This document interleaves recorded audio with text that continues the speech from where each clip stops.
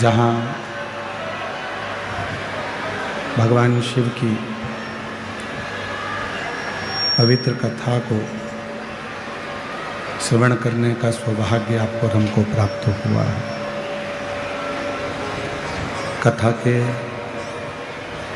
मुख्य यजमान श्रीमान रसिक लाल जी, माणिक चंद जी, धारीवाल जी, स्वर्गीय श्रीमती कमलाबाई रसिक लाल जी धारीवाल जी की स्मृति में श्री प्रकाश जी रसिक लाल जी धारीवाल, श्रीमती दीना जी प्रकाश जी धारीवाल, चिरंजीवी आदित्य प्रकाश जी धारीवाल, धारीवाल परिवार, PR धारीवाल फाउंडेशन, माणिकचंद उद्योग समूह, शिरूर, घोड़ नदी, पुणे, महाराष्ट्र। एक बार यजमान परिवार के लिए जोरदार ताली बजाकर उनका स्वागत वंदन अभिनंदन करिए। श्री प्रकाश जी की बहनें श्रीमती उज्ज्वला जी प्रकाश जी लुंकड़, श्रीमती सुरेखा जी सतीश जी चोपड़ा, श्रीमती कल्पना जी अनुपम जी लुणावत, प्रकाश जी की बेटी दामाद साक्षी रोहित जी मेहता। एक बार सभी के लिए जोरदार ताली बजाकर उनका स्वागत वंदन अभिनंदन। जो ये पवित्र पावन कथा श्रवण करने का सौभाग्य आप और हमको प्राप्त हुआ है। बाबा देवाधिदेव महादेव भगवान शिव जो संपूर्ण जगत का कल्याण करने वाले हैं, संपूर्ण जीव का उद्धार करने वाले हैं, ऐसे भगवान शिव की यह अलौकिक कथा की आज कथा के छठे दिन की शिवरात्रि है। आप सभी को आज प्रदोष भी है और कथा की शिवरात्रि भी है और कथा का छठा दिवस भी है।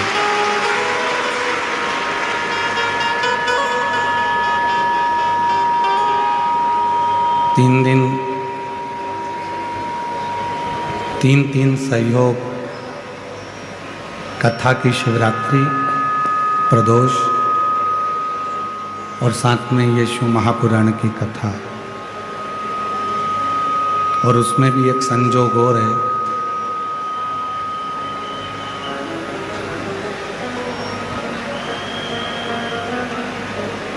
जिनकी स्मृति में ये पवित्र कथा का लाभ आप और हम ले रहे हैं, और जिन्होंने पूरी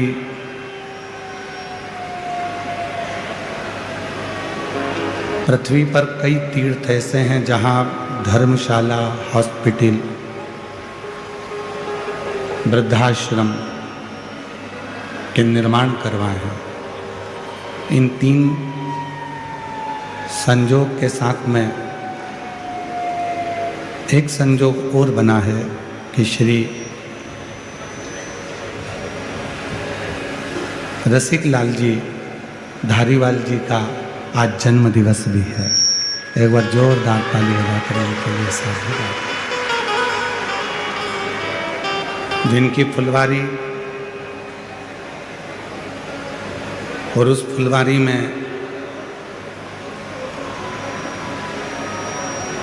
ये पवित्र पावन शिव महापुराण की कथा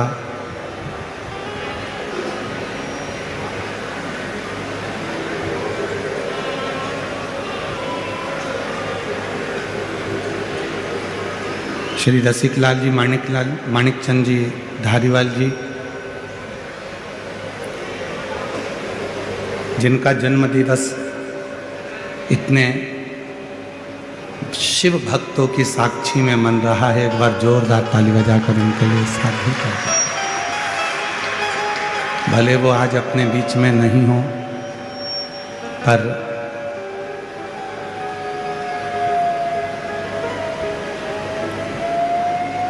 प्रत्यक्ष अप्रत्यक्ष रूप से बाबा की ये पवित्र कथा आप श्रवण जरूर कर रहे हैं और तेरी कृपा बिना नहीं एक भी लेते सांस तेरी कृपा से बखान क्या करूं मैं राखों के ढेर का चपटी खजाना हे गंगाधार मुक्ति ओंकार तू भोले आयो शरण तेरा शंभो। ये शिव की उदारता, भगवान शंकर की करुणा, उनकी दया, उनकी कृपा, जो ये पवित्र पावन कथा आप और हम श्रवण करने के लिए यहाँ पर विराजमान है।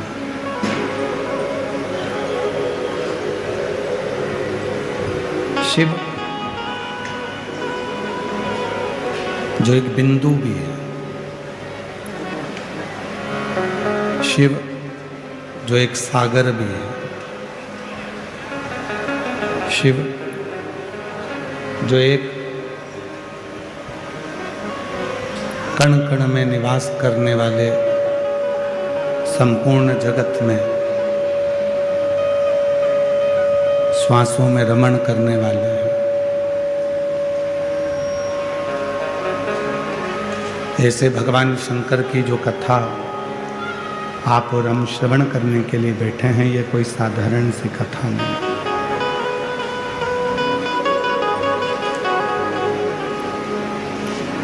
एक क्षण भी हम भगवान शिव से अपने मन को, अपनी आत्मा को उस परमात्मा से जोड़ें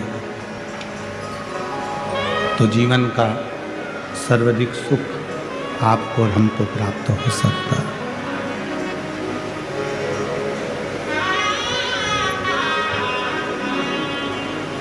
मंदिर जाते हो, शिवालय जाते हो, शंकर जी की आराधना करते हो, पूजन करते हो, एक लोटा जल समर्पित करते हो।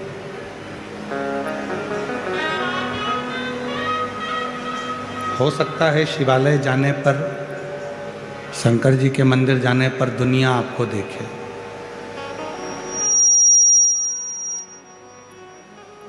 हो सकता है शिवालय जाने पर आपकी पूजन की थाली को भी लोग देखें,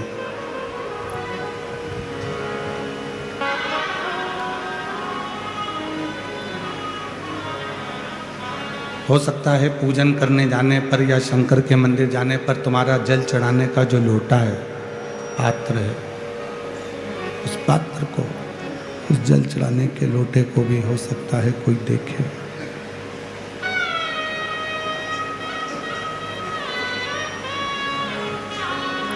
हो सकता है, पर मेरे शंकर भगवान देवाधिदेव महादेव शिव, त्रिकालदर्शी, कैलाशी, अविनाशी भगवान देवाधिदेव महादेव, भगवान शंकर ना तुम्हारी पूजन की थाली देखते हैं, ना शंकर भगवान तुम्हारा चेहरा देखते हैं, ना तुमको देखते हैं, ना तुम्हारा वस्त्र देखते हैं, ना तुम्हारा आभूषण देखते हैं।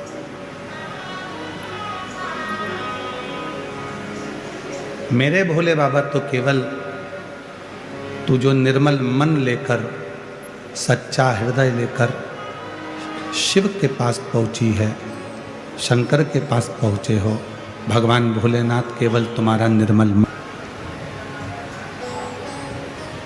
आपका भाव कितना शुद्ध है, आपका मन कितना शुद्ध है, आप कितनी हृदय से विश्वास के साथ शिव जी की साधना कर रहे हो, भगवान शंकर की आराधना कर रहे हो, ये शिव देखिए।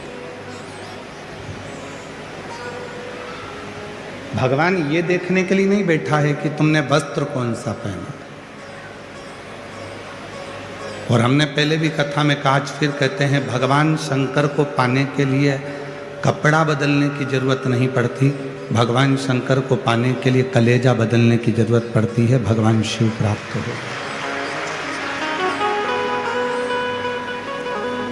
कपड़े से कभी भगवान प्रसन्न नहीं हुए। कितना भी कपड़ा बदल लो, कितना भी वस्त्र बदल लो, उससे भगवान प्रसन्न नहीं हो सकता। भगवान की प्रसन्नता है आपका हृदय कितना बदला, आपका चित्त कितना बदला, आपका मन कितना बदला।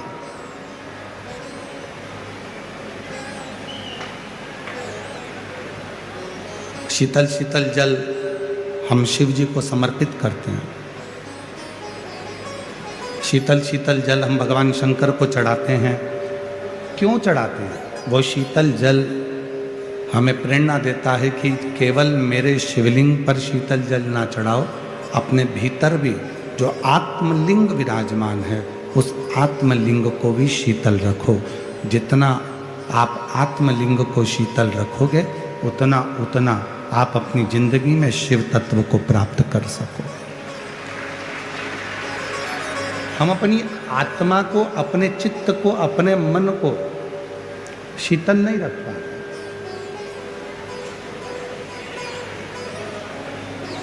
किसी ने कुछ कहा और हमें क्रोध आ गया, किसी ने कुछ बोला और हमको गुस्सा आ गया, ये श्रेष्ठता नहीं। समय का परिवर्तन इतना भारी हो जाता है कि कभी कभी जो हमारा हृदय का टुकड़ा होता है, हमारे दिल की जान होता है, उसके शब्द भी हमें बुरे लगने लगते हैं कभी कभी।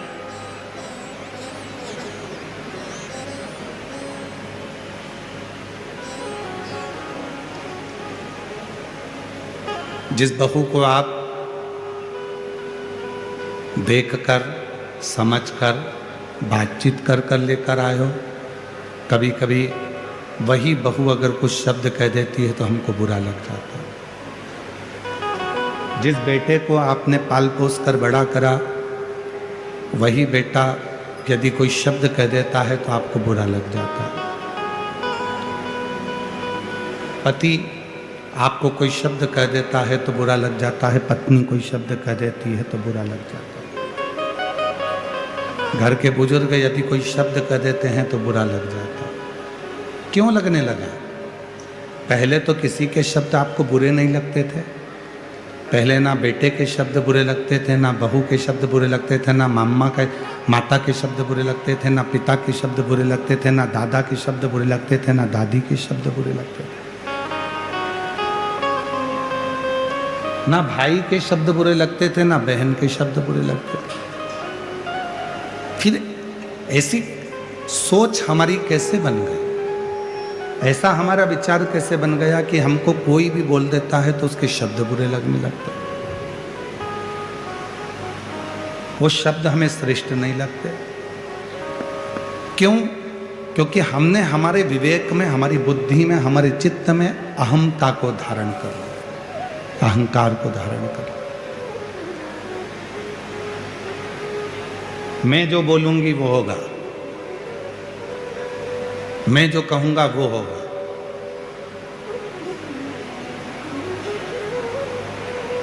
और हमने पहले भी कथा में कहा, दादाजी कहते हैं कि मैं किसी की नहीं सुनूंगा, दादी कहती है मैं किसी की नहीं सुनूंगी, सास कहती है मैं किसी की नहीं सुनूंगी, पति कहता है मैं नहीं सुनूंगा किसी के, पत्नी कहती है मैं किसी की नहीं सुनूंगी, बहू कहती है मैं किसी की नहीं सुनूंगी, बेटा कहता है मैं किसी की नहीं सुनूंगा। तो सुनेगा कौन? सीओर वाला महाराज।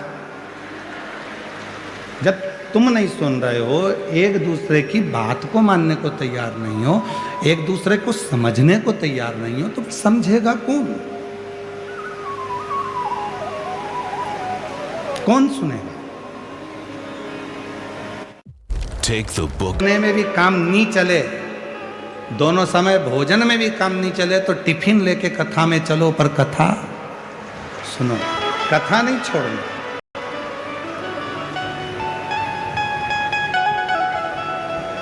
जैसे वो होता है ना तंबाकू वाला व्यक्ति, जिसको तंबाकू खाने की आदत रहती है, वो धीरे धीरे बस इंतजार करता है महाराज जी कब भजन गाएं, फिर बैठे बैठे उसको मल लेता। मलने के बाद में फिर वो इंतजार करता है महाराज जी भजन गाएंगे, तो महाराज जी ने जैसे ही भजन गाया तो उसने लगाई फटकी। अब वो इंतजार कर रहा है, जैसे ही महाराज जी बोले हर हर, और जैसे ही बोला हार हार, गया साइड में। अब वो इंतजार करता है बस भजन का, भजन आए और अपन खाए। तो शिव महापुराण की कथा कर रही है, मेरे भगवान देवाधिदेव महादेव का चरित्र कह रहा है। अब हम आपसे कह दें कि भूखे रहना, कथा सुनना, अब भूखे रहकर तुम कथा सुन लो, तुम्हारा बीपी शुगर ऊंचा नीचा हो गया, तुम हॉस्पिटल में पड़े, महाराज जी कथा के किसको सुनाए? इससे अच्छा है तुम्हारा जैसा मन करे, दिल करे, फुल आनंद के साथ, फुल एंजॉय के साथ भगवान की अविरल भक्ति धारण करो। मेरा शिव तुम्हारे ऊपर करुणा करना प्रारंभ कर देगा, कृपा करना प्रारंभ। दिखावा कर कर भगवान को कभी नहीं पाया जा सकता। शिव को दिखावे से कभी प्राप्त नहीं कर सकते।